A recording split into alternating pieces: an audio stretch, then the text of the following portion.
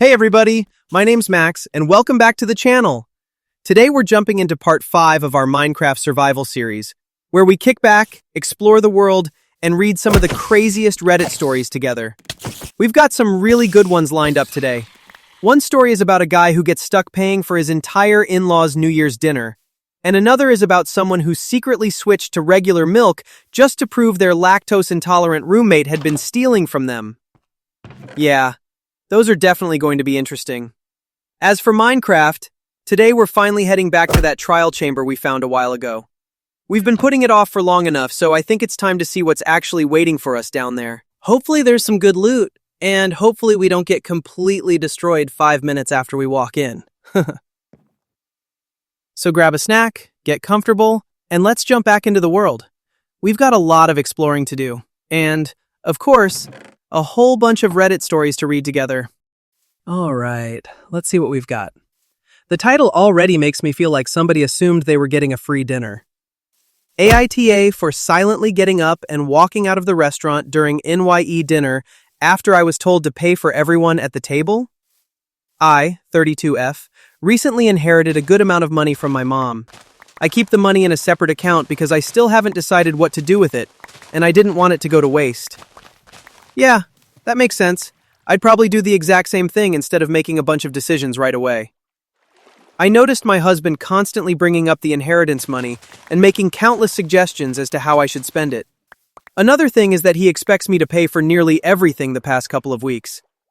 I don't love where this is heading already. For New Year's Eve, my husband and I met up with his family at a restaurant to celebrate. It was going fine until I found out that I was expected to pay for everyone at the table. Wait, expected? Nobody even asked? My husband's mom joked about paying for dinner out of my inheritance pocket, which made me livid, but I showed no reaction. I just silently paid for my own food and drinks, then got up and made my way out of the restaurant. Oh, I genuinely wasn't expecting that. I thought there was at least going to be an argument first. Nope, she just left. They were shouting after me like a crowd, and my husband tried to get me to come back, but I drove home. That must have been an incredibly awkward few minutes once the bill showed up. He got back at 3 a.m., yelling at me, saying I was pathetic for getting up and walking out on him and his family after they relied on me to pay for their food and thought I was gracious enough to do it. But they were wrong. Hold on. They relied on me. So this wasn't some misunderstanding. They'd already decided she was paying. He said I humiliated him and his family, and that what I did was an attempt to get back at them for not being able to help my mom when she was sick. Not true, is all I'm going to say. He is mad and is saying that I caused a huge rift between his family and me when it wouldn't have hurt me to pay for the celebratory dinner. AITA? At first, I wondered if maybe this was just poor communication. Like, maybe everyone assumed someone else had offered to pay. But then his mom made the inheritance pocket joke. Yeah, never mind. That changes the whole story. The thing that bothers me isn't even the money. It's that the inheritance came from OP losing her mom. That's not some lottery win. That's tied to one of the hardest things a person can go through. Using that as the punchline for a dinner bill just feels gross. And honestly, I kind of respect how she handled it. She didn't start yelling across the restaurant. She didn't make a scene. She paid for exactly what she ordered, got up, and left. If everyone else was counting on her wallet without ever asking, that's on them. I honestly can't blame OP here. This feels like one of those moments where the dinner bill wasn't really the problem. It just exposed a much bigger one. All right, here's another one. And just from the title alone, I feel like this could go either way. AITA for telling my son he deserved his girlfriend breaking up with him. So my son had a long-distance girlfriend for about 2 years. She was great, a really nice girl, and we all loved her and welcomed her with open arms. She was flying here constantly to visit him, like a weekend every month, and he didn't lift a finger to go visit her. Wait, for 2 years? He never went to see her? I tried talking to him about it several times and told him he should really start looking into flying over to her instead of expecting her to do all the traveling. He said no. And my wife probably had something to do with it, as she constantly told him she was afraid of him flying. Huh. Okay, that definitely complicates things a little. I spoke to them both and said this girl is great for him. She was willing to move over to our country too, but she said there was one condition. He'd have to fly over to her country too, which is fair enough. Yeah, honestly, that sounds pretty reasonable. If someone's willing to move countries for you, getting on a plane once in a while doesn't seem like a huge ask. He said no. He didn't want to fly or travel anywhere. My son was becoming lazier and lazier, eventually telling his girlfriend and us that he was perfectly fine never traveling anywhere, including holidays. Oof, I don't know. That would have been a deal breaker for a lot of people. Last week, he told us she'd dumped him. I went on her Facebook page, as we're all still friends. She wrote us an apology letter about how she's upset it didn't work out, but these things happen, so we're on good terms. It looks like she's with a new guy already. Me and my wife have no doubt she was seeing him while she was still in a relationship with my son. Hold on. I don't know if I'd jump straight to that conclusion. People can move on pretty quickly after a breakup. That doesn't automatically mean there was cheating. I confessed to them both that I actually agree with her decision and he should have expected it. He did not treat her properly, and I hope he learns lessons for the next one because he needs to make more of an effort. I said he deserves it for his lack of effort in the relationship and for essentially just allowing this girl to spend all her money and time coming here all the time. Wife and son are very upset that I said this. Very, very upset. And my wife says I am being horrible. AITA? I stand by what I said. At first, I thought this was going to be about a dad kicking his son while he was already down. But then I kept reading. And, yeah, I can see where he's coming from. The part I don't really agree with is assuming the ex was seeing someone else before the breakup. There's just not enough here to know that. But setting that aside, relationships take effort from both people. If one person is always buying the tickets, always traveling, always making the plans, eventually they're probably going to wonder if they're the only one fighting for it. I also think the dad had tried to warn him before all of this happened. It wasn't like he waited until after the breakup to say, "See, I told you." He'd already been having those conversations for a while. Still, I can understand why the son was hurt hearing, "You deserved it," right after getting dumped. Even if there's some truth to it, that's probably one of those things that's easier to hear after some time has passed. Yeah, this one just feels sad more than anything. Hopefully, it's a lesson he actually learns from before the next relationship. This title is already making me curious, because depending on what happened, asking your parents for $100,000 is either completely ridiculous or it makes perfect sense. Telling my parents to pay me back my college tuition if they want a relationship. I was raised by parents who believed, religiously and culturally, in rigid gender roles. Dad should work, mom should stay home with the kids. I'm the only girl and have 3 brothers. Because of their expectation that I'd stay home with kids, they never valued my education, my educational achievements, or emphasized anything beyond domestic skills. I'm the second youngest. By the time I was in high school, my 2 older brothers had gone to the college of their choice, with my parents fully covering tuition, books, an off-campus apartment, and other living expenses. They eventually did the same for my younger brother. I was told I wasn't allowed to apply for college. Wait, not that they wouldn't pay, that she wasn't even allowed to apply. That's rough. I did so in secret and got accepted with a partial scholarship.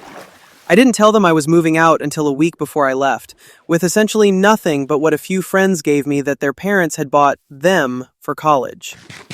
I took engineering and had to work, take on debt, and struggle. Man, engineering isn't exactly an easy degree to coast through. Doing that while working and taking on debt, I can't even imagine. My parents and I have barely spoken for years. I'm married now and expecting our first child, and they asked to meet up. We met at a park, and they said they were sorry if they caused me pain, but would like a relationship now. Hold on. If. That tiny little word does a lot of heavy lifting there. I asked them specifically what they were sorry for. They wouldn't elaborate and just said they wanted to move forward. I said that wasn't sufficient. Yeah, I can understand asking that. If someone says they're sorry, it's not weird to wonder what they think they're apologizing for. In the end, I said they could prove they were sorry by forwarding me the $100,000 my degree and college expenses were, just like they did for my brothers. My mom burst into tears. My dad said I wasn't being serious. I just left. Since then, I've been getting calls from my brothers telling me I'm being immature and hurtful. I don't think so at all. At first, I heard $100,000 and thought, there's no way that's actually going to happen. But the more I read, the less it felt like this was about the money. It almost sounded like OP was saying, you invested in all three of my brother's futures. You refused to invest in mine. That's a very different conversation. The apology also just felt incomplete. I'm sorry if I hurt you. I don't know. That doesn't really sound like someone owning what they did. Especially when, a few seconds later, they couldn't even explain what they were apologizing for. Now, do I think writing a $100,000 check magically fixes years of favoritism? No, probably not. But I also don't think OP was asking that question because she expected the money to show up the next day. It sounded more like she wanted to know whether they were actually willing to treat her the same way they treated her brothers. Yeah, this one isn't really about tuition. It's about spending years feeling like your future mattered less than everyone else's. And that's a much harder thing to make up for than money ever could be. This one already sounds like somebody got caught in the funniest possible way. AITA for switching to regular milk to prove my lactose-intolerant roommate keeps stealing from me? Me and two other guys share an apartment together and we split all the bills. The only thing we don't split is groceries. Everyone buys their own food, and we don't touch whatever doesn't belong to us in the fridge. We put our names on everything so no one gets mixed up. Honestly, that seems like a pretty simple system. Shouldn't be hard. This issue has been going on almost a year, and I'm sick of it. One of my roommates, R, keeps stealing my food. I get home from work, and containers with my leftovers are sometimes missing. They literally have my name written on them. Or my stuff runs out way too quickly. My gallon of milk, for example. I buy almond milk because I like the taste, but somehow it's empty after about a week, even though I've only had a glass or two. Yeah, that's the kind of thing that would slowly drive me insane. Especially when it keeps happening. I've confronted R lots of times, and that's caused plenty of arguments. He outright denies it and tells me I'm crazy, even though it's so obvious. Classic.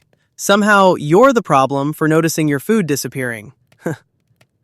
My other roommate and I carpool together because we both work the same early morning shifts around the same area. So I know it's not him. It's always after we get back home, and R has already left for work that I notice my food's gone. My roommates also had a similar problem, but not as often as I do. I'm guessing because R doesn't like what he buys. That's actually kind of hilarious. Imagine grocery shopping just to decide someone else's food looks better. The funny thing is, R buys a lot for himself and is even more stingy about his own food. He'll literally point out what's his when he comes back from grocery shopping and tells us not to touch it. No way. So he protects his own food while eating everyone else's? That's bold. Last week, my milk was nearly empty again, and I got fed up. I went to the liquor store and bought regular dairy milk. I drank what was left of my almond milk and refilled the gallon with the one I bought. This was to prove that R was the one stealing, since he's lactose intolerant. Oh, I know exactly where this is going. The next day, Saturday, we got back from work and R was furious. He yelled at me that he was stuck in the bathroom for 40 minutes with diarrhea because of my milk. He'd been using it to make a shake. I only responded with, "So then you're the one who's been stealing?" I mean, that's one way to solve the mystery. He absolutely exploded. Yeah, he admitted he was sometimes drinking my milk and eating my food, but he was more mad that I switched milks than the fact that he got caught. I told him I wouldn't have done that if he'd just stopped taking my stuff from the fridge. Or at least told the truth instead of trying to make it seem like I was making it up. Notice how it went from, "I never touched your food," to, "Okay, sometimes." Funny how that works. My roommate backed me up and thought it was kind of funny he got payback for stealing from us. It's a little tense right now, and my roommate told me R is trying to convince him to agree to kick me out. Little does he know we're both looking to move somewhere else together because we're sick of his crap. I told some buddies what happened, and a few think I was an asshole for that. I feel like I'm not in the wrong here. He was taking my food and not even owning up to it, and I wanted to prove it. Does that make me the asshole? Okay. This one's actually kind of funny, but I do think there's one important detail.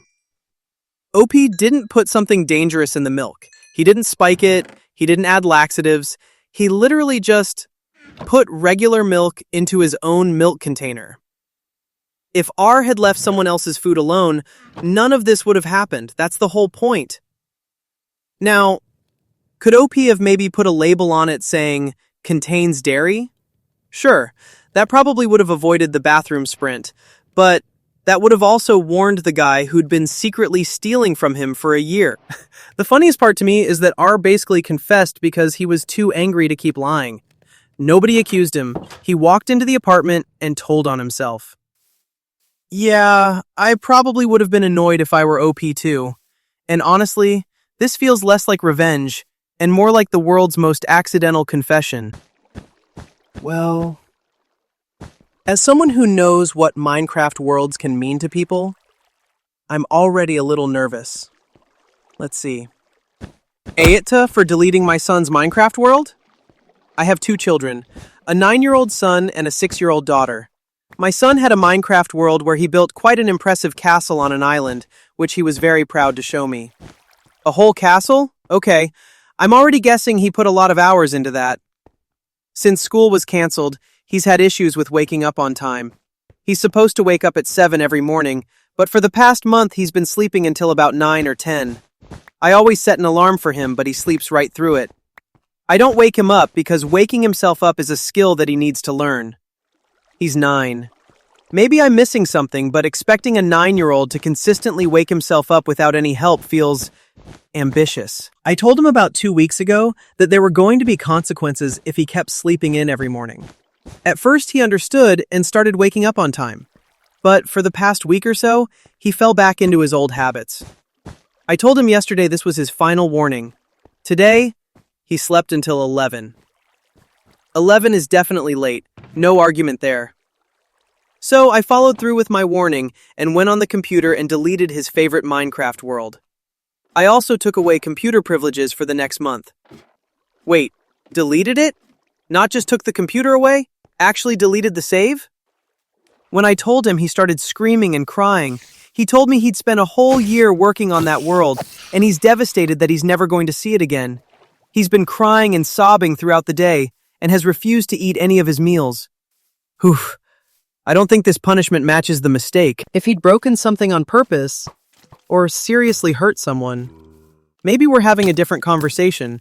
But oversleeping? The thing that gets me is that this wasn't just a video game. To his son, that world represented an entire year of creativity. Hours and hours of building, exploring, probably showing his friends, showing his dad. That's not something you can replace by saying, "You can always start another one." I also keep coming back to the fact that he's 9 years old. Most 9-year-olds still need help with routines. If an alarm isn't waking him up, maybe the solution is actually waking him up, not destroying something he's proud of. And here's the part that worries me the most. The parent did follow through on the consequence. That's usually a good thing. But following through only works if the consequence is reasonable in the first place. Taking away Minecraft for a week? Sure. No computer for a while? Okay. Deleting something that took a year to build? That's permanent. There's no lesson in that besides, the things I care about can disappear. Yeah, this story just makes me sad. Because I have a feeling the parent wanted to teach responsibility, but what the kid is probably going to remember is the day his castle disappeared forever. I have a feeling I already know where this is going, but I'm really hoping I'm wrong. AITA for telling this college guy's mom that her coming into his interview cost him the job? I'm a hiring manager at a tech company, and I was hiring for summer internships a little while ago. We had a guy, about 19 years old, applying for a summer internship between his freshman and sophomore years of college. It was a virtual interview over Zoom because of COVID. So far, pretty normal. A minute or two in, while I was introducing myself, his mom came in. She introduced herself and started talking about her son's work ethic. No. I thought it was a little strange. I said something polite about wanting to hear from him. She just didn't get the hint and kept coming into the camera frame during the interview, interrupting her son to answer questions for him. I asked a few technical questions, which he actually seemed to answer well, and then cut the interview fairly short. Man, I already feel bad for this kid. It honestly doesn't even sound like he wanted this to happen. I thought that was the end of it, until about a month later. I got an email from a woman asking about her son's application. She seemed offended that he hadn't received either an acceptance or a rejection. Wait, she followed up for him too? It bothered me. I honestly felt bad for the kid. Way back when I was a teenager, my mom used to pull the same kind of stuff. Luckily, she only did it when I was 15 and working at a day camp, not when I was an adult applying for engineering jobs. I felt like this poor guy was having opportunities taken away because his mom wouldn't let him handle things on his own. Yeah, that's exactly what it sounds like. I sent an email back saying I wasn't at liberty to discuss an application with anyone except the applicant. I also asked HR to send the student a rejection email since it looked like it had accidentally slipped through the cracks during all the COVID chaos. Anyway, after we sent that, I got a phone call from his mom. She had a forwarded copy of the rejection email and was demanding answers. Of course she did. I told her I couldn't comment on his interview performance because she wasn't the applicant. If he wanted to contact me himself, I'd be happy to give him feedback. However, I also told her that regardless of how well he'd performed, her presence during the interview took him out of consideration for the position. We were looking for someone independent and self-driven. For that reason, it was important to see applicants speak for themselves and handle the process themselves. I also said that every hiring manager I'd worked with would likely have the same reaction if someone other than the applicant answered interview questions or followed up on their behalf. Even if the applicant was talented, they needed to demonstrate those qualities themselves. Honestly, that sounds pretty reasonable. She absolutely blew up at me, started cursing me out to the point where I eventually hung up. AITA for how I handled this? Maybe I should have kept my mouth shut much earlier. I actually think this hiring manager may have done that kid a favor. Not because he got rejected, that part obviously sucks, but because somebody finally told his mom something she probably needed to hear years ago. Imagine being 19. You're answering technical questions just fine, and every few minutes your mom jumps into the interview to answer for you. That's got to be incredibly frustrating. The hiring manager even gave her multiple chances. First by politely trying to redirect the conversation, then by refusing to discuss the application with anyone except the applicant. Only after she kept pushing did they explain why the interview had gone the way it did. The only person I really feel bad for here is the student, because from everything in the story, it sounds like he might actually have been qualified, but he never really got the opportunity to show that on his own. Hopefully, the next time he interviews somewhere, his mom stays on the other side of the door, because I honestly think he'd have a much better chance. Alright, that problem's taken care of. The zombies are finally gone, so now we can slow things down a bit and start exploring this mansion. This title already feels like it's about way more than food. I have a feeling the menu is just what finally pushed everything over the edge. AITA for flipping out on my fiancé for canceling all the vegan food options from our wedding menu behind my back? My fiancé, who's 31, and I, 25, are getting married soon. There wasn't much we disagreed on during the wedding planning, except for the food. Me and my family are vegans. There are a lot of reasons we chose that lifestyle, including a history of health issues in the family. My fiancé and his family are the complete opposite. They're hardcore meat eaters, which is totally fine by me. So far, nothing unusual. Plenty of couples have different diets. When we were deciding on the wedding menu, I wanted to include 4 or 5 vegan options. My fiancé and his mom objected. They said it was a waste of money on food that isn't real food. They also argued it would be offensive to their guests. Instead, they suggested my vegan guests could just have salads and appetizers. His mom even suggested cupcakes. Cupcakes? As the meal? I said no. For one, me and my family are paying. And two, I want my guests to feel welcome, not like second-class citizens eating side dishes while everyone else gets full meals. My fiancé made a face and said, "Isn't that what vegans eat?" Come on. I refused to argue anymore and said that was my final decision. The other day, I found out he'd canceled every vegan option, completely, behind my back. Seriously? I was furious. I called him at work, but he kept hanging up on me. So I drove straight to his workplace, confronted him, and completely lost it. He was stunned to see me. At first, he blamed his mom. Then he told me to go home because I was making a scene at the office. Yeah, showing up at work probably wasn't the best idea. But I can definitely understand why she snapped. The fight continued at home. He said I forced him into doing it because I kept ignoring his opinions and refusing to accommodate his family. But there were already plenty of meat options. Why couldn't I have 4 or 5 vegan meals, especially when my family was paying? He yelled that it was his wedding too, not just my family's. My family told me to let it go. I refused. AITA? Okay, now there's an update. His mom texted me after I'd been ignoring her calls. She wrote these huge walls of text. She called my behavior at her son's workplace everything from immature to unhinged. Then she said she'd noticed me and my family constantly dismissing her son's opinions during the wedding planning. She claimed she'd wanted to say something sooner, but was trying to keep the peace. She denied canceling the vegan options herself, but immediately said she fully supported her son's decision. That's an interesting defense. She also said vegan meals were a waste of money, then brought up how I kept saying, "I paid for it." According to her, once we're married, it isn't just my money anymore. She said I needed to get rid of that mentality. Finally, she said I was making myself look bad, that her son had already offered compromises, that this was a weird hill to die on. She said the whole family was upset, and I should just accept their compromise and move on. Except, what compromise?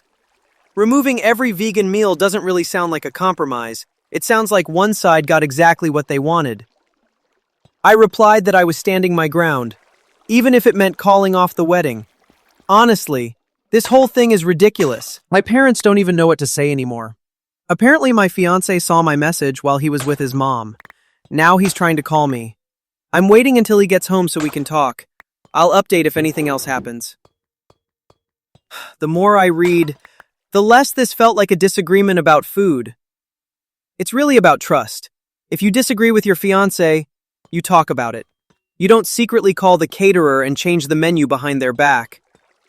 And then, instead of apologizing for doing that, everyone starts talking about how she embarrassed them. That's not a great sign. I also noticed something else. The future mother-in-law seems deeply involved in decisions that should really belong to the couple. That would honestly concern me almost as much as the menu itself. Yeah. I don't think this story is really asking, should there be vegan food? I think it's asking, can you build a marriage when major disagreements are handled by going behind your partner's back? And that's a much bigger question than what's being served at the reception. I have a feeling this is going to be one of those stories where nobody meant for anything bad to happen, but somebody's still leaving very unhappy. AITA for refusing to pay back my cousin after my baby ruined her blouse? Hi all. I gave birth 4 weeks ago, and we decided to have a little baby ceremony where everyone could come and meet our daughter, Charlotte. My cousin Alice and her parents were among the guests. The first thing I'll say about Alice is that she has expensive taste. She's the kind of person who has a minimum price range for clothes. She doesn't own anything that isn't designer, and she has some pieces that cost thousands. She's a banker and still lives with her parents, so she can afford that lifestyle. I feel like that detail wouldn't be here unless it was about to become very important. It was Alice's turn to hold the baby. She was happy to at first. Then Charlotte suddenly threw up on her. Oh, that's never good. Alice immediately handed Charlotte back to me and ran off crying. She spent the rest of the event sitting in the car. I went out to apologize, but she didn't want to hear it. My mom gave her one of her shirts to wear. It was way too big for her, and she felt completely upset and humiliated. I honestly do feel bad for her. That sounds like a really embarrassing situation. Today I got a call from my mom. She'd been talking to Alice's mom. Apparently they want me to reimburse the cost of the blouse. About 1,800 pounds, because they say it's completely ruined. 1,800 pounds? For one blouse? I said no. At the end of the day, we all know what babies are like. She took the risk of wearing something that expensive while holding a newborn. Unfortunately, it backfired. I feel bad for her, but I don't think it's my fault. Am I doing the right thing by refusing to pay? Okay. I can honestly understand why Alice is upset. If I accidentally got something spilled on an expensive piece of clothing, I'd probably be upset too. But a 4-week-old baby? That's basically the most unpredictable creature on Earth. You don't really hold a newborn expecting your clothes to stay perfectly clean. Spit up comes with the territory. Sometimes it's on your shoulder, sometimes it's on your shirt, sometimes it's both. The one thing I'm wondering is whether the blouse was actually impossible to save. Did anyone even try professional cleaning first? Because completely ruined is a pretty big claim. We just don't know. Even so, choosing to wear an 1,800 pounds designer blouse to an event centered around passing a 1-month-old baby from person to person, that's a gamble. That's kind of like wearing white to a finger painting class and hoping for the best. I also didn't see anything suggesting OP forced Alice to hold the baby. It sounds like she wanted to, which means she accepted at least some of that risk. Yeah, I don't think this is really about whether Alice deserves sympathy. She does. It was an expensive mistake. But feeling unlucky doesn't automatically mean someone else owes you 1,800 pounds. Sometimes babies do exactly what babies do, and unfortunately, designer clothes don't get special treatment from baby spit up. This title already has me wondering, did they actually think the seat was free? Because that's a pretty important detail. AITA for not giving up my second free seat next to me on the plane. I am obese. I buy 2 seats on a plane because I'm more comfortable that way. I'm fully aware of it, and I really don't like making other people uncomfortable because of my size. Honestly, I appreciate that OP is trying to make the flight more comfortable for everyone. A week ago, I was flying to a conference. Since I was traveling alone, normally I fly with my boyfriend, I bought 2 seats. I technically fit into one, but my side usually ends up touching the person next to me, and I always feel bad about it. I've had people give me nasty looks before, and I spent the whole flight feeling uncomfortable. Yeah, that sounds exhausting. So I sat down, put the armrest up, and got comfortable. A couple came over. They'd been assigned separate seats, and they noticed the seat next to me was empty. Exactly what I was worried would happen. The guy sat down next to me. My side kept touching him, and at one point, he even bumped into me while adjusting in his seat. This is literally the situation OP paid extra to avoid. I asked him if he could please go back to his assigned seat because I'd bought that second seat for my own comfort. He said no. Since the seat was empty, he wanted to sit next to his girlfriend. I told him I understood, but I paid for that seat specifically so this wouldn't happen. He refused again and just started chatting with his girlfriend. At that point, what else are you supposed to do? I called over a flight attendant and quietly explained what was happening. She asked the guy to leave my second seat. He and his girlfriend both gave me a nasty look. Then I heard the girlfriend quietly mumble a really insulting comment about my weight under her breath. Seriously? That's completely unnecessary. So, am I the one in the wrong for insisting he leave? The biggest thing that stands out to me is this. The seat wasn't empty. It was purchased. There's a huge difference between an unoccupied seat and a seat that someone paid for. Those aren't the same thing. If the couple had politely asked, I don't think there's anything wrong with asking. But once OP explained, I actually bought this seat, That really should have been the end of the conversation. I also think the flight attendant's reaction says a lot. She didn't hesitate. She simply asked him to return to his assigned seat. That tells me this is probably a situation they've dealt with before. And honestly, the girlfriend's comment afterward didn't help their case at all. Being disappointed you couldn't sit together is one thing. Making a personal insult because someone used the seat they paid for? That's a completely different story. Yeah. To me, this isn't really a story about someone's weight. It's about respecting something another passenger paid for. If someone buys 2 seats, then those 2 seats belong to them for the flight. Whether they use the extra space for comfort, work, or simply because they purchased it, it's still their seat. Aw, this title already sounds a lot less dramatic than most of these. I'm hoping it stays that way. AITA for not baking much for my family? I'm 16, and I started dating my girlfriend about 2 years ago. Around that same time, I got really into baking. I bake all the time. My girlfriend absolutely loves desserts, so I've given her all kinds of things I've made. I'm always trying new recipes, and she gets to be the first person to try them. Honestly, I enjoy baking way more than actually eating what I make. My girlfriend is the complete opposite. That actually sounds like a perfect combination. Well, recently she gave me a scrapbook she'd been making. Apparently she'd counted every single dessert I'd ever baked for her. She gave it to me after I baked her 100th dessert. Wait, the 100th? That's actually incredible. The scrapbook was filled with pictures of every dessert I'd made. There were photos of me baking, and photos of her eating them. She even wrote a paragraph about every single dessert. Everything was dated too. She'd been working on this scrapbook for 2 years. She also included a long letter telling me how proud she was of my baking hobby, thanking me for all the desserts, and telling me how much she loves me. It was the sweetest gift I've ever received. I honestly cried. Okay, that is genuinely adorable. You can tell she put so much thought into it. I showed it to my mom and my sister because I thought they'd find it cute. Instead, they got upset. They were angry that I'd spent so much time baking for my girlfriend, and not for them. I just got into this habit. I loved making my girlfriend happy because she loves desserts. That's not where I thought this story was going. I mean, I can understand the mom and sister wishing they'd gotten some baked treats too. That's a pretty normal feeling. But getting angry about it? That seems a little much. The thing that really stood out to me wasn't even the baking. It was the scrapbook. Think about how much effort that took. Keeping track of 100 different desserts, taking pictures, writing paragraphs, saving all of it for 2 years. That's an incredible amount of thought.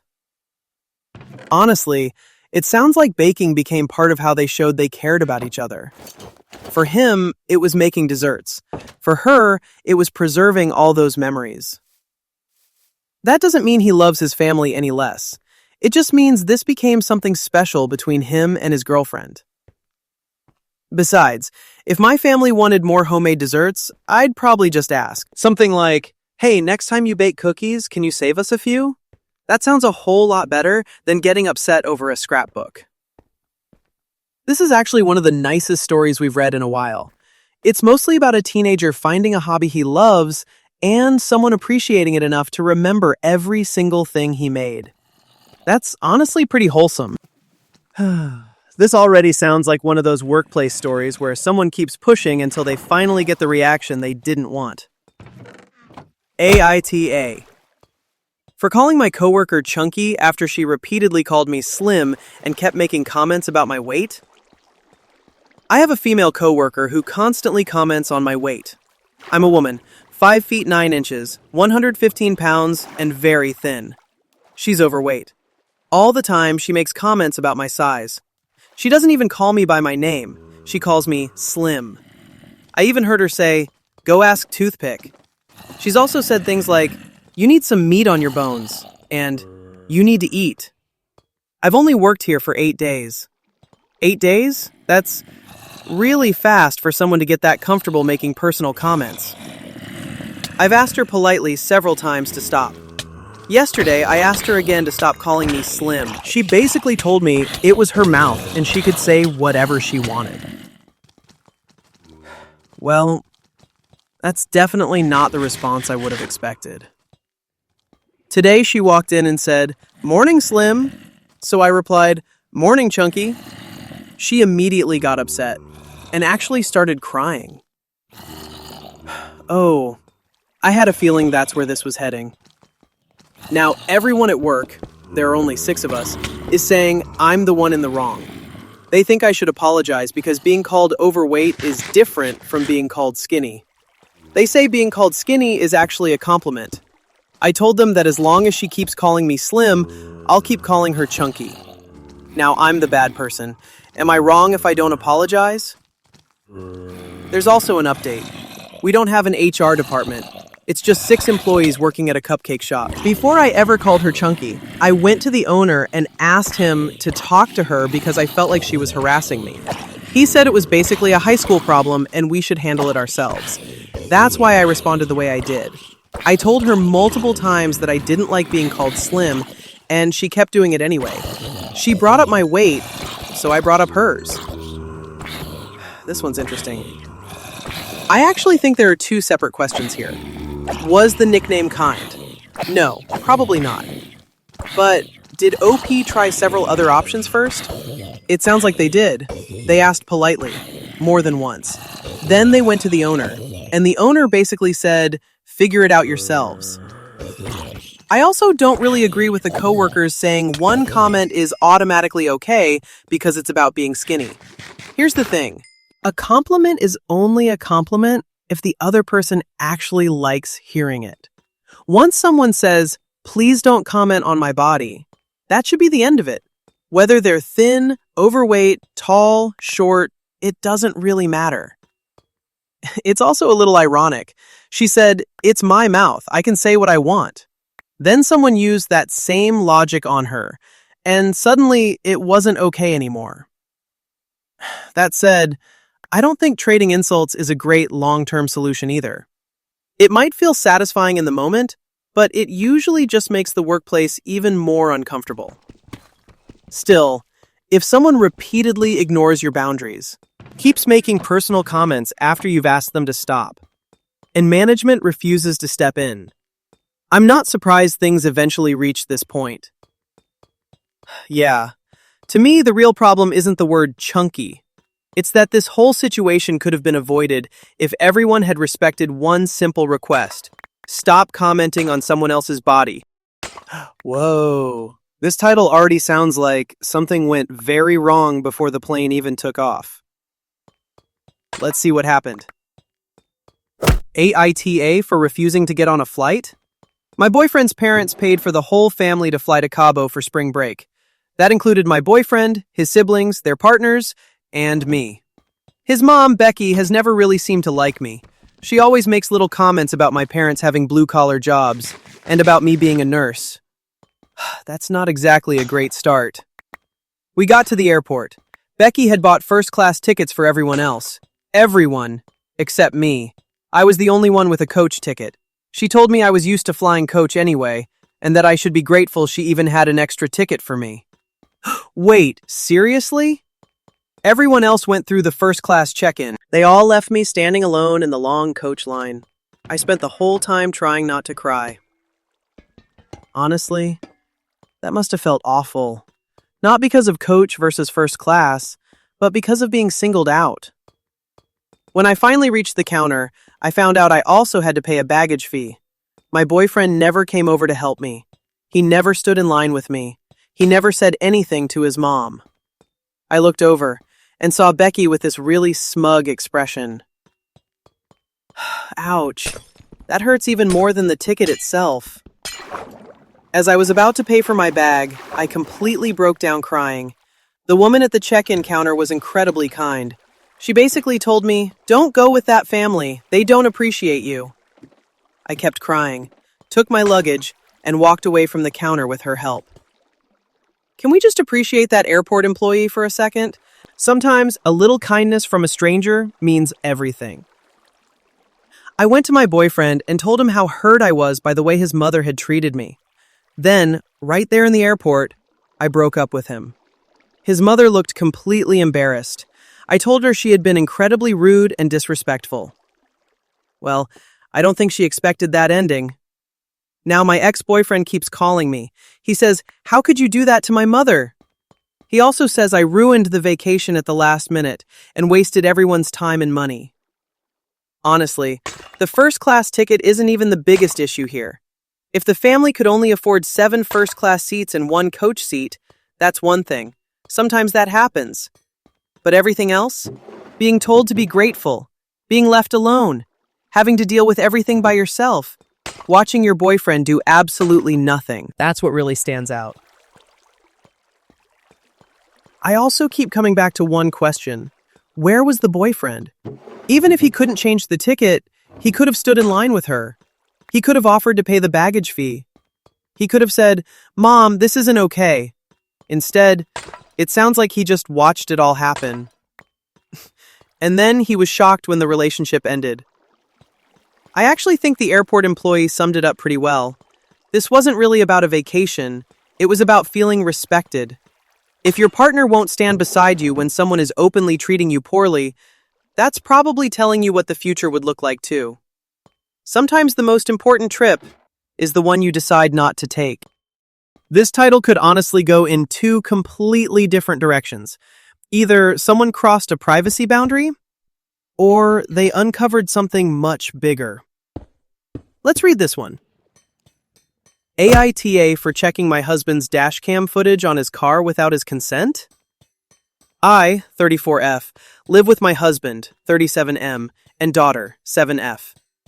My daughter and I recently went on a short trip out of state while my husband stayed, as he had work, and was supposed to look after our dog. Pretty straightforward so far.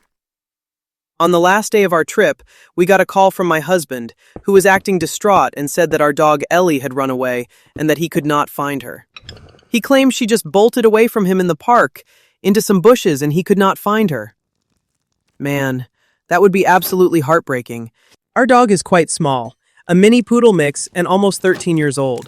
She is still active, but it is really unlike her to run away from us. And I was suspicious, but chose to believe my husband and me and my daughter were in grief, but did not want to blame him. Yeah, if a dog has spent 13 years with the same family, I'd probably be wondering the same thing. When we came back home, he seemed surprisingly okay, unlike us. Ever since the pandemic, my husband started working from home, and he has always been annoyed at how much attention we gave Ellie, and hated how Ellie begged to sit on our laps and his while he worked. I don't like where this is heading. A few days later, we got a call from an animal rescue in a neighboring state quite far from us that she had been found. I picked the phone, and it was on our landline, which we almost never use these days, but was the contact on the microchip. Wait, Ellie's alive? That's amazing! I told my husband, and he just said, "That is great, I am so happy."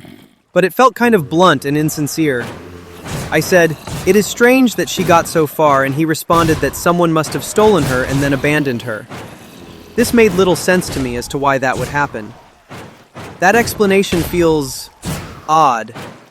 When he was out drinking with his buddies, I copied the videos from his dash cam for the days I was away and saw that he had indeed taken Ellie far out of state and clearly dropped her in front of his car, thrown a frisbee-like object into a field, yelled "Fetch!"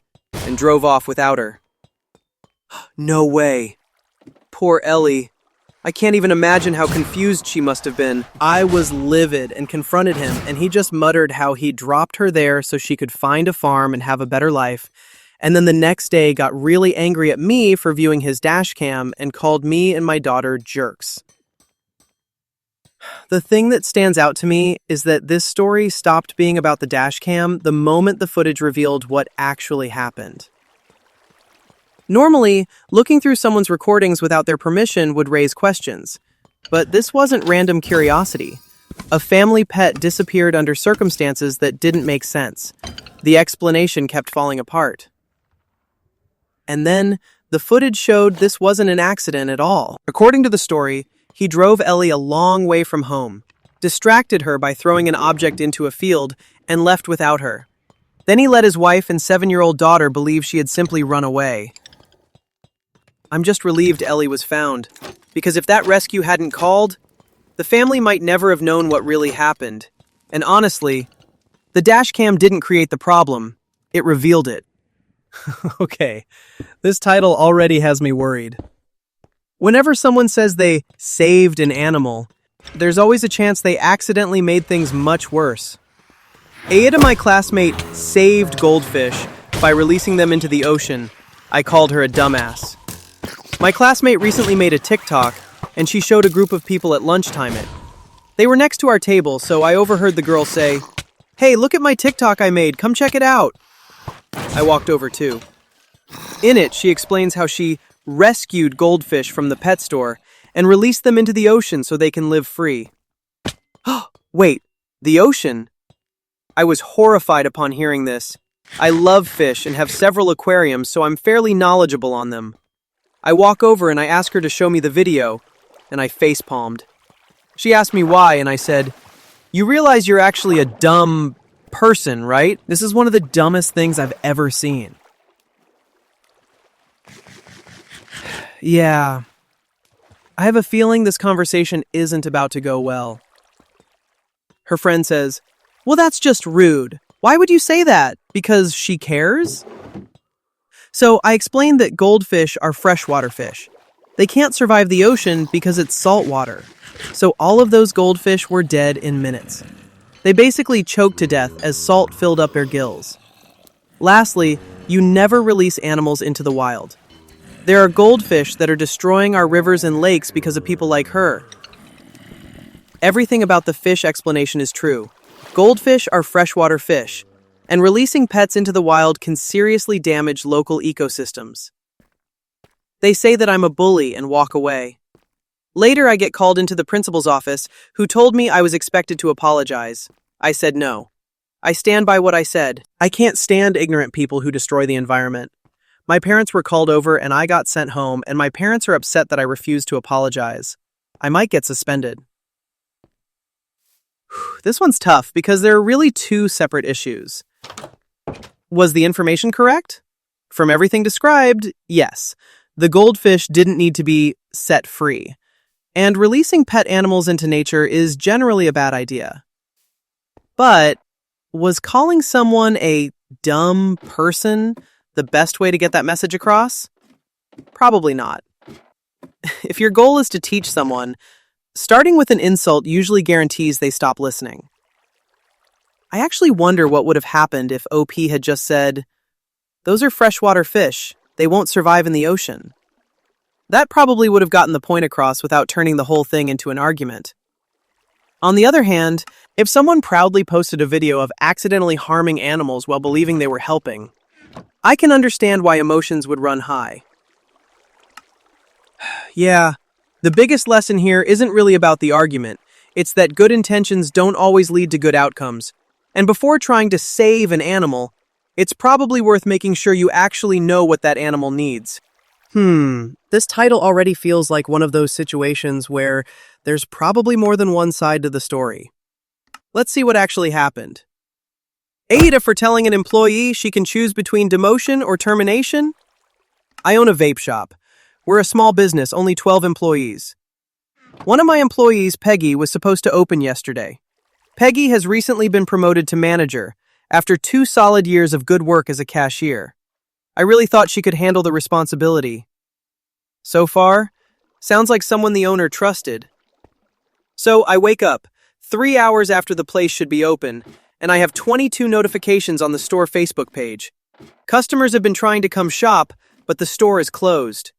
Employees are showing up to work, but they're locked out. 3 hours? That's a really bad morning for a business. I call Peggy and get no response. I text her, same thing. So I go in and open the store. An hour before her shift was supposed to be over, she calls me back. Oof, that's not looking good. I ask her if she's okay, and she says she needed to take a mental health day and do some self-care. I'm still pretty upset at this point, but I'm trying to be understanding as I know how important mental health can be. So I ask her why she didn't call me as soon as she knew she needed the day off. Her response: "I didn't have enough spoons in my drawer for that." I've actually heard of the spoon theory. It's a way some people describe having limited mental or physical energy. But That still doesn't answer the practical problem here. Frankly, I don't know what that means, but it seems to me like she's saying she cannot be trusted to handle the responsibility of opening the store in the morning. So I told her that she had two choices. Go back to her old position with her old pay, or I fire her completely. That's a pretty serious decision. She's calling me all sorts of ist now and says I'm discriminating against her due to her poor mental health and her gender. None of this would have been a problem if she simply took 2 minutes to call out. I would have got up and opened the store on time. But this no-call, no-show situation is not the way to run a successful business. That last part is important. The issue isn't really that she needed a day off, it's that nobody knew. I think I might be the one in the wrong here, because I am taking away her promotion over something she really had no control over. But at the same time, she really could have called me. So, Reddit, I leave it to you. Am I the one in the wrong? Edit. I came back from making a sandwich and had 41 messages. I can't say I'm going to respond to every one of you individually, but I am reading all of the comments. Anyone who asks a question I haven't already answered will get a response. This feels like one of those situations where it's important to separate two different things. Needing a mental health day and not telling anyone you're not coming to work. Those aren't the same issue. If Peggy had called or sent a quick text before the store was supposed to open, the owner even says they would have gone in and opened it themselves. Customers wouldn't have been waiting outside. Employees wouldn't have been locked out. The whole day would have looked completely different. And when you're the person responsible for opening the business, people are depending on you. Not just the owner, but your coworkers and every customer expecting the doors to be open. That said, I do feel for Peggy if she was genuinely struggling. Mental health challenges are real. But being unable to perform the responsibilities of a management position doesn't automatically mean you're being treated unfairly if those responsibilities are reassessed. Yeah. To me, the promotion wasn't taken away because she needed a mental health day. It was because the store never opened, and nobody knew why. Those are two very different things. This title already sounds like somebody's ego is about to take a hit. Let's see what happened. AITA for not telling a guy what I do for work and letting him pay for my drinks during the whole evening? My friend Grace invited me to a board game bar to play and have drinks with her boyfriend, and one of their friends, Nick. Nick started the night by telling about his recent career change. He decided to quit his previous job, go to a coding boot camp, and he got a job as a developer 1 or 2 months ago. He was very proud of himself and his new salary and told me this multiple times. To be fair, landing your first developer job is exciting, but I have a feeling he's bringing it up a lot. He never asked me what I do for work, but talked about his new job quite a lot, occasionally saying, "Sorry, you don't understand that, haha." During the entire evening, I never told him I've been working as a software engineer for the past 4 years, because he never asked, and honestly, I found it a bit entertaining. Oh, I already know where this is going. When it came to the drinks, he invited me to every single one. Don't worry about it, it's not a problem with my developer salary. I told him multiple times he doesn't have to pay for me, but he insisted. That's an important detail. She actually offered. At the end of the night, when we were saying our goodbyes, he took out his phone to send me a friend request on Facebook. My job is listed in my profile, so that was when he realized that I'm software engineer. There it is. He asked me if it's true that I'm a software engineer, and I answered yes. He asked me why I haven't told him. Why did I let him believe I was a cashier like Grace used to be? I never implied that. And why did I let him pay for everything when I probably earn more than him? Interesting. She never actually said what she did. He just filled in the blanks himself. I told him that he never once asked, and it was his fault, he assumed. He could have simply asked me about my job, but he only wanted to brag about his. But if he wants me to, I can pay him back for the drinks. He was angry and said I made a fool out of him. I think he did that, not me. But now Grace and her boyfriend are on his side too, saying that it would have cost me nothing to tell him early in the evening, and I only kept it for myself for my own entertainment. Well, I did find it entertaining, but I don't really feel like I did anything wrong. AITA? I think the funniest part of this story is that Nick had dozens of opportunities to ask a simple question. So, what do you do? Instead, he spent the evening talking about himself, and then acted surprised when he realized there was something he never bothered to ask. I also keep coming back to the drinks. If OP had hinted that she couldn't afford them, or encouraged him to keep paying, that would be a different story. But according to the post, she told him more than once that he didn't have to buy her drinks. He insisted. Now, could she have said, "Actually, I'm a software engineer too"? Sure, that probably would have ended the misunderstanding immediately. But people usually ask about each other on a first meeting. That's kind of how conversations work. Instead, Nick made an assumption, and that assumption turned out to be wrong. I don't think the real issue was the drinks. It sounds like his pride took a bigger hit than his wallet. And honestly, that's probably what bothered him the most. And that's going to do it for this one. If you enjoyed hanging out and listening to these Reddit stories, make sure to like the video and subscribe if you haven't already. I'd love to hear what you think too. Who do you think was in the wrong here? Drop your verdict in the comments, and if you've got your own story or a different perspective, share that as well. Thanks for watching, and I'll see you in the next one.